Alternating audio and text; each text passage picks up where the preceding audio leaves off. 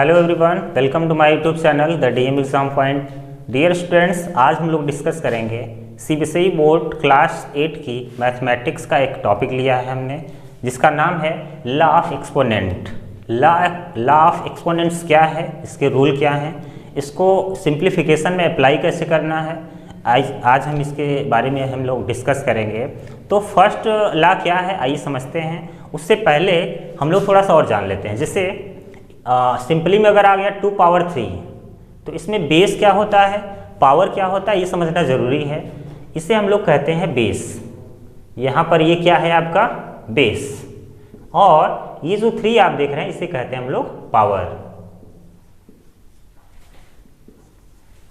ठीक है, 2 पावर 3 इसे हम लोग बोलते हैं बेस, और ये क्या है आपका पावर है।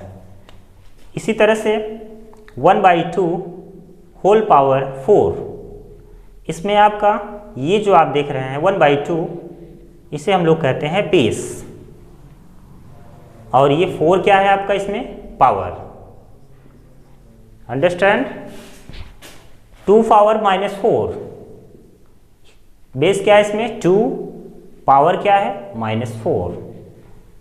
इस तरह से आ सकता है आपका 1/2, या फिर कोई भी नंबर हो सकता है 10, सपोज करिए 7 है, 7/10 होल पावर -2। यहाँ बेस क्या होगा 7/10, पावर क्या होगा -2 हो गया। 2 बातें हम लोग समझ में आ चुकी हैं। अब लॉ ऑफ एक्सपोनेंट्स में क्या होगा, 2 ही चीज़ें दिखेंगी, एक तो बेस दिखेगा, एक पावर दिखेगा। बेस कहाँ होता है, पावर कहाँ होता है, ये चीज़ें हम लोग डिस्कस कर लिए हैं। अब हम लोग चलते हैं लॉ ऑफ एक्सपोनेंट्स का फर्स्ट रूल क्या है, आइए हम लोग उसके बारे में डिस्कस करते हैं। इसको मिटा दे रहे हैं। तो फर्स्ट रूल क्या है, या फिर लॉ ऑफ एक्सपोनेंट्स का फर्स्ट रूल यहाँ पर नोट कर दे रहे हैं। a power m into a power n is equal to a power m plus n। तो यहाँ पर क्या है कि हम लोग देख रहे हैं कि अगर 2 नंबर दिए हों, गिवन हो, और बेस सेम हो, यहाँ पर बेस सेम है तो पावर ऐड होगा। कब, जब इनके बीच मल्टीप्लिकेशन का साइन होगा, यानी जब 2 क्वांटिटी दिए हों और उनका बेस सेम हो तो पावर को ऐड कर लेना है। For example 2 power 4 into 2 power -4, like that 2 power 4 and into 2 power 4। अब देखिए यहाँ पर क्या है, बेस सेम है, पावर को ऐड करना है। इसको सिंपली क्या आप कर सकते हैं 4 + 4, इसको राइट कर सकते हैं 2 पावर 8, करेक्ट। और भी आ सकते हैं 3 पावर -4 इंटू 3 पावर 5। इसे सॉल्व करेंगे तो क्या हो जाएगा, बेस सेम है, पावर ऐड करना है, 3 पावर -4 प्लस 5। इसे आप राइट कर सकते हैं 3 पावर -4 प्लस 5 1, 3 पावर 1 मीन्स 3।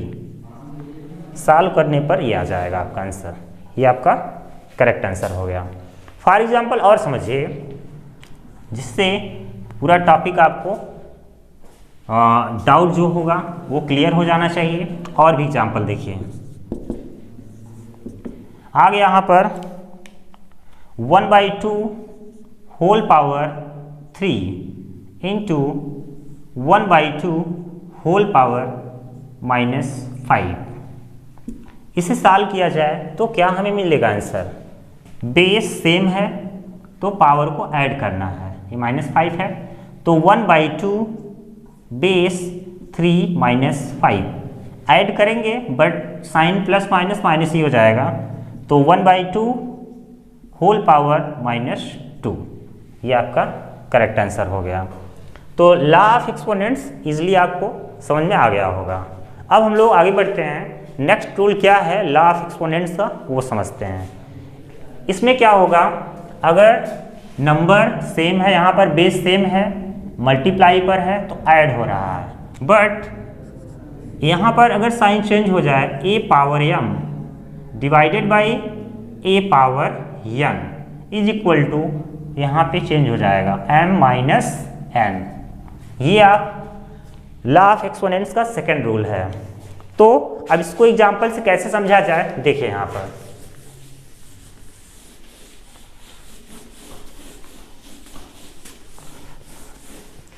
तो ठीक इसी तरह से यहाँ पर दो क्वांटिटी आपको दिए जाएंगे। बेस सेम होने पर मल्टीप्लिकेशन में पावर ऐड होता था, लेकिन अगर मल्टीप्लिकेशन की रिप्लेस पर डिवीजन का साइन हो तो पावर वहाँ सब्ट्रैक्ट हो जाएगा, जैसे यहाँ पर है। फॉर एग्जाम्पल्स के लिए देखिए, 1/2 whole power 3 divided by 1/2 whole power 5। इसको सिंपली क्या राइट कर सकते हैं, बेस सेम है 1/2 whole power 3 divided by 1/2 whole power 5। इसको राइट कर सकते हैं 1/2 होल पावर 3 माइनस 5। माइनस क्यों आया, क्योंकि बेस सेम है तो पावर को यहाँ सब्ट्रैक्ट करना है, क्योंकि यहाँ साइन कौन सा है, डिवीजन का है। तो 1/2 whole power 3 minus 5, simply write कीजिए 1/2 3 माइनस 5 माइनस 2, ये आपका करेक्ट आंसर हो गया। और भी examples, 5 power 4 divided by 5 power minus 3। इसे क्या राइट करेंगे हम लोग स्टूडेंट्स, यहाँ पर बेस सेम है और साइन यहाँ पर कौन सा है, डिवीजन का, तो पावर सब्ट्रैक्ट करना है। 5 पावर 4 माइनस सब्ट्रैक्ट कौन सा करना है, माइनस 3। माइनस का प्रोडक्ट माइनस से क्या हो जाता है, प्लस, तो यहाँ हो जाएगा 5 पावर 7। ये आपका क्या हो गया, आंसर हो गया। तो बहुत ही इजी है लॉ ऑफ एक्सपोनेंट्स, इसको समझना बहुत ही आसान है और हम लोग डिस्कस कर लेते हैं। अभी जैसे हम लोगों ने देखा था कि अगर दो क्वांटिटी मल्टीप्लिकेशन में हो और बेस सेम हो तो पावर ऐड होता है। फॉर एग्जांपल्स और समझिए, यहाँ पर दोनों क्वांटिटी एक साथ भी आ सकती है। कहने का मतलब है 2 power 4 into 2 power 6 divided by 2 power 3। अब यहाँ क्या करेंगे, अब दोनों साथ में आ रहे हैं, सभी का पावर मतलब कि डिफरेंट है बट बेस क्या है, सेम है। तो देखिए जहाँ मल्टीप्लिकेशन होगा वहाँ पावर ऐड होगा, जहाँ डिवीजन होगा वहाँ पावर सब्ट्रैक्ट होगा। यानी आप सिंपली राइट कर सकते हैं 2 पावर 4 प्लस 6, डिवीजन साइन है तो यहाँ क्या हो जाएगा, minus, then 2 power 4 plus 6 10 minus 3 7। ये आपका क्या हो गया, आंसर हो गया। हम लोग और एग्जाम्पल ले लेते हैं ताकि पूरा डाउट क्लियर हो जाए। जैसे समझने के लिए नेक्स्ट एग्जाम्पल,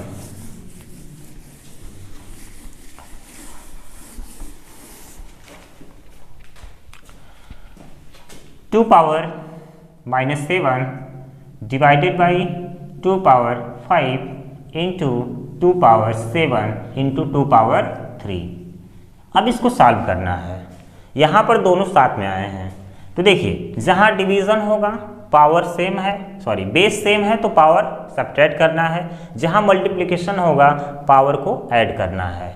सभी का बेस सेम है 2 पावर माइनस 7, डिवीजन है तो minus 5 multiply plus 7 multiply plus 3, तो यहाँ हो जाएगा 2 पावर माइनस 7 माइनस 5, या फिर minus 7 plus 7 cancel, minus 5 plus 3 minus 2। ये आपका आंसर हो गया। तो ये जो मैं यहाँ पर एग्जांपल दे रहा हूँ आप समझ पा रहे होंगे। अब चलते हैं लॉ ऑफ एक्सपोनेंट्स का जो नेक्स्ट रूल है क्या कहता है। जैसे number 3, a power m whole power n, then you can write a power m into n। यहाँ पर पावर फिर होल पावर है तो फिर पावर को पावर से मल्टीप्लाई कर देते हैं। यहाँ पर अब इसका एग्जाम्पल क्या हो सकता है इसको समझते हैं हम लोग।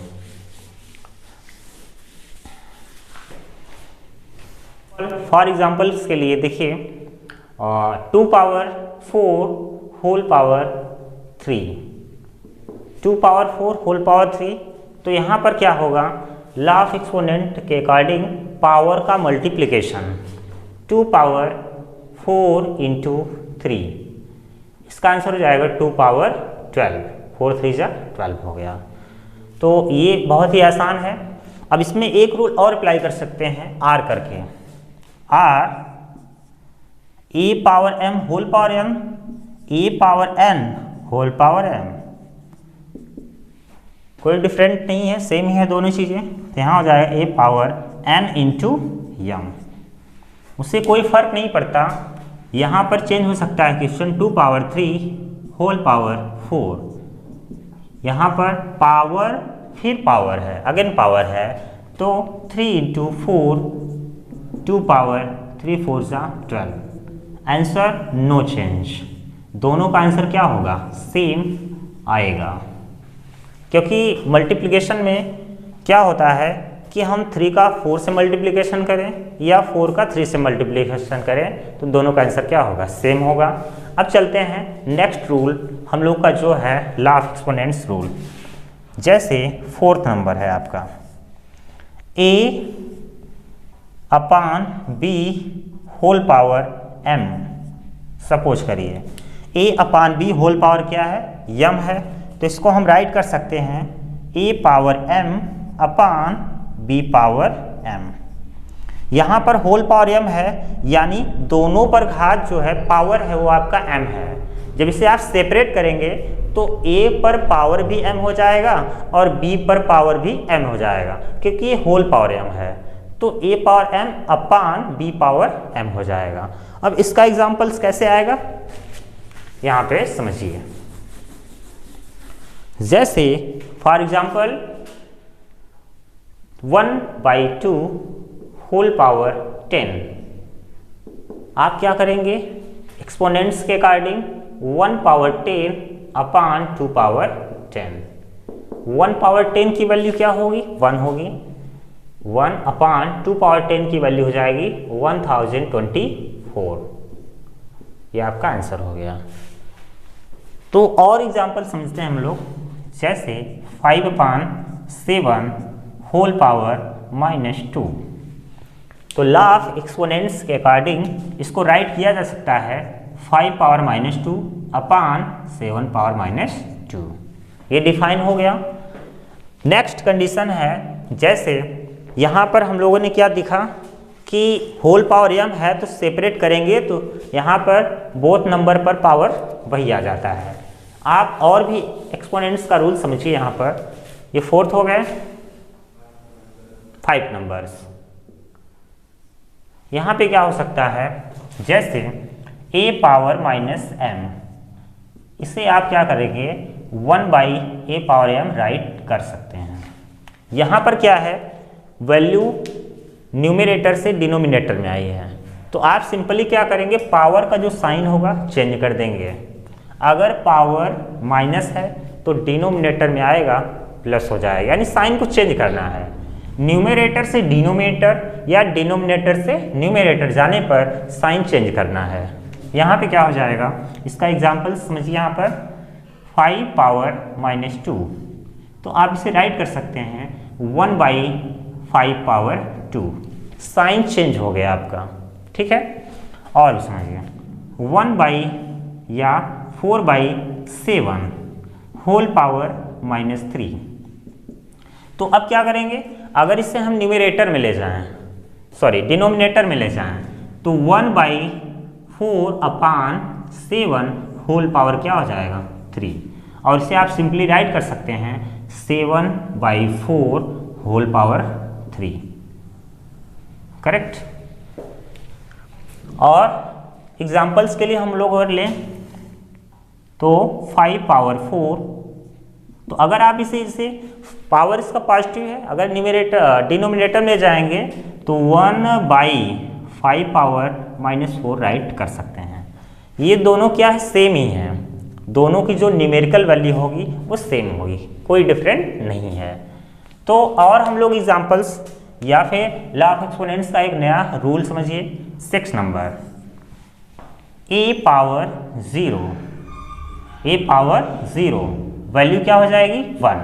याद रखिएगा आपका टर्म न्यूमेरिकल भी हो सकता है या फिर कांस्टेंट वैल्यू हो या फिर वेरिएबल टर्म हो। कांस्टेंट टर्म हो या वेरिएबल टर्म हो, पावर 0 है तो उसकी न्यूमेरिकल वैल्यू क्या आएगी 1 आएगी। यहाँ पर फॉर एग्जांपल 5 पावर 0 की वैल्यू क्या होगी 1, 10 पावर 0 की वैल्यू क्या होगी 1, 100 power 0 is equal to 1, x power 0 is equal to 1। For example और समझिए 100 होल पावर या 1000 होल पावर 0, इसकी वैल्यू क्या हो जाएगी 1 हो जाएगी। तो ये था आज का हमारा टॉपिक लॉ ऑफ एक्सपोनेंट्स का। जितना भी रूल था हमने आपको डिस्कस करा दिया है। फॉर एग्जांपल यहाँ पर हमने एग्जांपल दिया था। उम्मीद है कि वीडियो मतलब कि आपको जितना हमने टॉपिक बताया आपको समझ में आ गया होगा। अगली वीडियो जल्द ही आएगी। आज का वीडियो देखने के लिए धन्यवाद।